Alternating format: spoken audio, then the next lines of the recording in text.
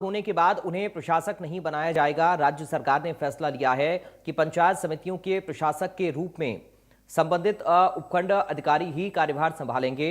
10 दिसंबर को करीब 325 प्रधानों का कार्यकाल पूरा हो रहा है, जिसके बाद 11 दिसंबर से समूचे प्रदेश में पंचायत समितियों की कमान प्रशासकों के हाथ में होगी।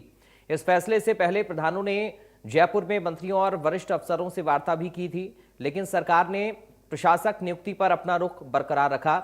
राज्य सरकार ने राजस्थान पंचायती राज अधिनियम के तहत अपने अधिकारों का प्रयोग करते हुए बड़ा प्रशासनिक कदम उठाया है। जिन पंचायत समितियों का कार्यकाल 11 दिसंबर 2025 तक समाप्त हो रहा है और जिनके चुनाव तय समय पर नहीं कराए जा पा रहे हैं, वो निर्वाचित जनप्रतिनिधियों के स्थान पर अब प्रशासक नियुक्त किए जाएंगे। सरकार की ओर से जारी अधिसूचना के अनुसार संबंधित जिला कलेक्टर को अधिकृत किया गया है कि वे अपने जिले की प्रत्येक ऐसी पंचायत समिति में उपखंड अधिकारी को प्रशासक नियुक्त करें। ये नियुक्ति पंचायत समिति के कार्यकाल समाप्त होने की तारीख से प्रभावी होगी। पंचायती राज विभाग के शासन सचिव डॉक्टर जोगाराम के अनुसार नई पंचायत समिति के गठन और पहली बैठक से पहले तक प्रशासनिक कार्यभार एसडीओ के पास रहेगा।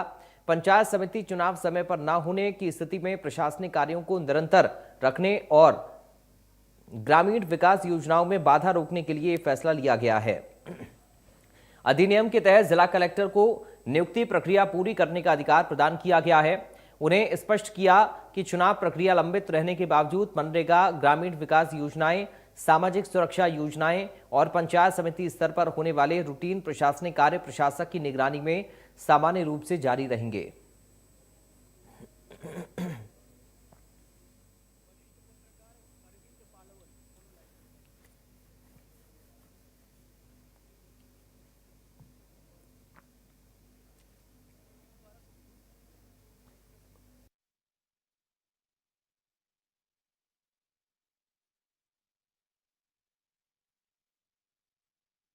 तो वरिष्ठ पत्रकार अरविंद पालावत हमारे साथ जुड़ गए हैं इस खबर पर अधिक बातचीत के साथ।